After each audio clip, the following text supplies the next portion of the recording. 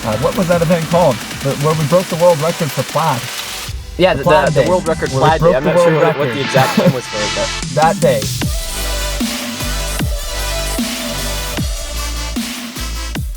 Hello, everybody, and welcome back to our talk show. Last week we talked about Wolfe installs, and you guys had some questions for us, so we're going to kick them right off with that. Let's do it. I'm going to ask these away to Stephen. So someone asked here, what is your procedure for inspecting installation sites? Like, what questions are asked when you meet with them? All right. So we actually are going to an install site tomorrow.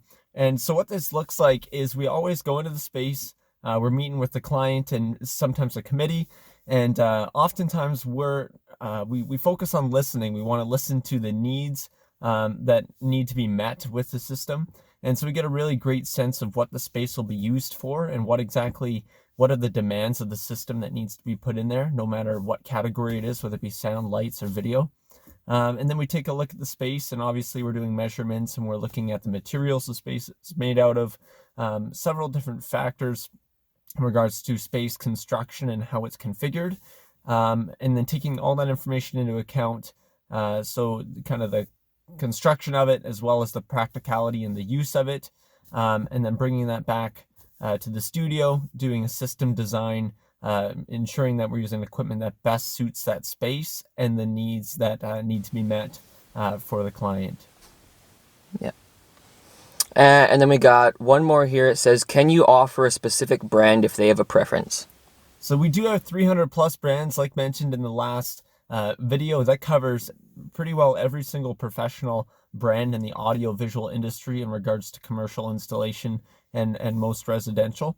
So if you do have a particular brand, we can certainly supply that if we do have the brand in our lineup. If we don't, and it's something worth us expanding towards and adding to our lineup, we can certainly do that. But oftentimes we do recommend certain products that we know for sure will work in your space and to the best of its ability. Yeah. And that's all the questions we have for today, but please, oh please, we sound like a broken record, but keep the questions coming in.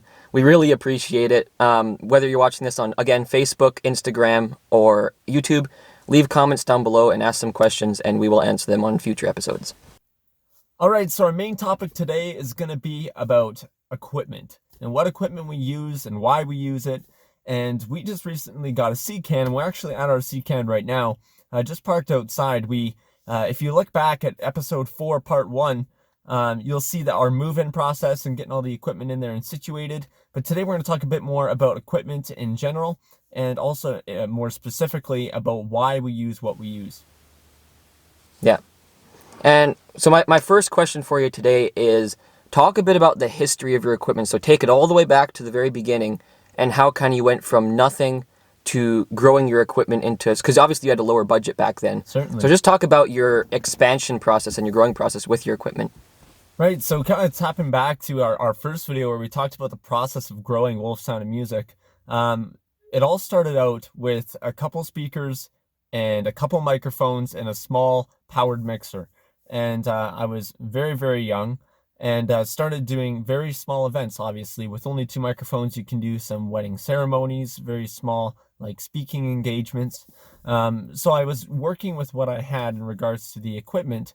And so I started with that and started doing events. And as you start to generate revenue, then you can start taking that revenue and applying it towards more equipment to continue the expansion. So it just started out very humbly with buying another microphone and cable every month. And then, as the years passed and as the months went on, more equipment and as gigs kept happening, just more equipment was added. And, the whole process started out with serving very small events. And then as the equipment grows, you're able to take on slightly larger events. And you start working up the scale in regards to the size of events that you can take on with the amount of equipment that you have. Yeah. And with a lot of equipment later on then too, you dropped the trigger on a couple trailers too. So just talk about your transportation for a bit too, and how, like from how it differed from early on till now, and now that you have the trailers and everything. Right, so it started in a van, as most people do. And so hauling equipment in and out of a van isn't ideal. It's okay, but certainly, hard on the back and just loading stuff in and out, and it's not it just wasn't that great, but it works. So when the time was right, we decided to purchase a trailer, and we wanted to do it right. So we got an 18-foot trailer with a 5-foot nose, front ramp, rear ramp, and that thing has been a lifesaver. It's 6 foot 6 inches, which is perfect for a guy like me that's 6'2", and for everyone else that's working in and out of there, we don't have to be hunched over. That trailer has changed everything in regards to how we move equipment and how we just the efficiency of getting it in and out of the trailer and to and from gigs. It's super easy, and it's been extremely beneficial, especially for doing events where we need to leave the trailer on site to have backup gear available, or just gear available if it's a festival or something, an event that has lots of changing components that might need some extra equipment thrown in here and there. Mm-hmm. Yeah, and we're gonna talk about your equipment here too for a second. So what specific brands, maybe you want to just touch on that a little bit. What specific brands do you use currently for like your DJ and your live sound? Is there specific brands that you use over something else? Right. So a lot of every kind of sector of what we do have, I kind of have some favorite brands that like to use. So in regards to our live sound, we're always using EV and RCF speakers. Both are extremely reputable companies and been going on for 50 plus years at least. And they're extremely reputable. They make amazing equipment, and they're just absolutely fantastic. Really, just super reliable, high quality. So we're using those for our speakers. For anything with microphones, it's always Shure, Audix, or Sennheiser. All same three very reputable groups that have been around for a very long time. Obviously, all of our cabling super high quality, mainly Digiflex. And then into our soundboards is the last kind of major component. And all of those are either for analog boards, Allen and Heath, or digital Soundcraft. And all of those brands are extremely reputable, high-end, and quality equipment that is sure to be reliable for everything that we do. Mm-hmm. And maybe share an experience. I don't know if you want to, maybe not it was a faulty piece of equipment, but maybe share a story if you can remember one of where something went wrong with your equipment, or something messed up or something went wrong, and how did you resolve it? Just see if you can find an experience that you had. So personally, with my equipment that I own, I've never had a system fail. I've never had a system flaw. Everything's always tested before going to a gig, making sure that everything's working smoothly, cooperating together, especially with digital equipment. It's important that everything's talking to each other properly. But I do have a story, and it was at an event a few years ago where I was performing there, and I was also just hanging out in the crowd for the rest of the show. And someone else was providing sound on this event, and there were some issues with the digital soundboard, and it wasn't tested properly prior, and it wasn't configured right. So I ended up having I kind of got roped into the situation and asked, "Do you know anything about this soundboard?" And of course, I did, and went up there, and it just shows that when stuff isn't tested properly, that it can go south real quick if it's not prepared and prepped for the gigs. So that was a fun adventure because there was a lot of the adrenaline's going, and you're just wanting to keep the show on the road. Yeah, right. And that's where researching comes big into play too, like researching your gear and making sure you're getting some good quality stuff. So just talk about why researching is so important for you specifically. Researching has been a huge component of ensuring that you're buying the right stuff. And with anything, whether you want to buy a boat, a camper trailer, a microphone, or a new vehicle or something, you always want to read into the vehicle. You want to watch reviews. A big part for me is looking into equipment and looking at all the good reviews and all the bad reviews. And the bad reviews are always the most valuable. I want to see why people are saying this piece of equipment sucks or why it's no good. Because if it is something that I was interested in, I want to know why someone was thinking otherwise, and then really start to see if it reveals something that I didn't notice, or if it's something that someone had an experience with that I haven't had yet because I didn't own the piece of equipment. So researching is great to get an all-encompassing perspective of the pros and cons of a piece of equipment and start to really bring into clarity what exactly is the best steps forward, whether you keep pursuing that piece of equipment or you find another brand that does something that with the similar purpose but at a better quality.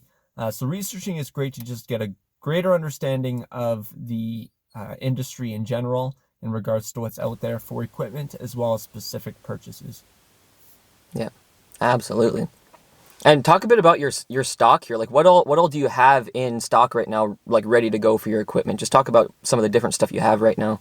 So obviously we have a ton of speakers, microphones, cables, and then with lighting for DJ services and stage lighting and stuff. But I think the easiest way to really put this into perspective is the number of events that we can take on at one time is probably the easiest way to gauge what exactly we have in stock and what we're capable of doing. So typically in the summer, our busiest weekends are three events, I believe, on a single day. 3 or 4. So typically we would have, maybe 2 DJ events going on, and a live sound gig, and then maybe a wedding ceremony in the afternoon, which is also live sound. So, or it could be 2 live sound gigs, a DJ gig, and like a wedding ceremony, some sort. So live sound gigs always take up far more equipment. You're usually providing sound for musicians, which takes a lot more power to amplify in comparison to MP3 files from a DJ platform. So definitely a wide range of equipment, obviously, to serve all those different styles of events. But we have enough equipment to take on 3 to 4 events on a single day. Mm-hmm. Do you have backups at all, like backup Yeah, equipment? so with those 3 or 4 events that are happening on that single day, there's still backups involved for everything that's going on. So if there's a mic failure, we got another mic that's coming in. If there's a soundboard failure, another one's coming in. And we always keep them on site with us if we need a backup, especially for large events that have a long duration. There's always a backup handy, and it's ready to be tapped into the system as soon as we need it. But thankfully, that hasn't happened in the past, and hopefully it never happens in the future. Yeah, and this is probably a pretty obvious question, but why do you keep buying gear? All right. Well, I love equipment. Obviously, it's no secret that I like purchasing equipment, and it's great to expand kind of that repertoire of what's available and how we can better serve our clients. But the most common reason for purchasing more equipment is if we're wanting to meet a new need. So if a client comes to us and says they want to do a certain style of event, let's say it's a festival and there's a main stage and a side stage, and we need an additional few wireless microphones, and we know that that's going to be an event that we want to invest in, and it makes sense for us to expand our business in regards to the equipment we have to meet that event's needs, then we're definitely going to purchase those wireless mics, and it's a great addition to the rig, and we can meet the needs of another client. Mm-hmm. And something like cords and mics and stuff like that, you can never have enough mics and cords. Like, it's always nice to have a nice stock of stuff like that. It is so right? nice, and especially with cabling. The amount of cabling, I don't know the exact number on how many kilometers we have, but it's absolutely absurd. We did an event, we did 2 events last summer in 2019 that required a ton of cabling. Canada Day we had a full setup throughout the entire parking lot of the Harbourfront, and there's several speakers every 40 feet or so, and so tons of cabling involved there, as well as along the walkway beside the Whitecap Pavilion. And then we did the plaid, the world record. What was that event called? Where we broke the world record for plaid. Yeah, the world record plaid day. I'm not sure what the exact name was for it, but that day. We did that gig with a Q104. It was absolutely amazing, and but the amount of cabling, we had 2 complete setups, one under the white cap, and then another one in the parking lot. Similar setup to Canada Day in the parking lot, and then with the huge setup in the white cap. So it's a lot of cabling involved, and you can certainly never have enough. Mm-hmm. And do you have any pieces of gear in mind right now that you're thinking of getting, or maybe something that you want to upgrade? Do you have anything in mind currently? Yeah, so specifically right now, just kind of looking at some more wireless microphones. Obviously, the summer's a bit quieter than usual, so there'll be less purchasing of equipment than normal. But moving into 2021 and seeing what the demands are, I know for sure we're going to need some more wireless mic rigs and whatnot. So that's kind of what's on the radar right now, and then a few other components.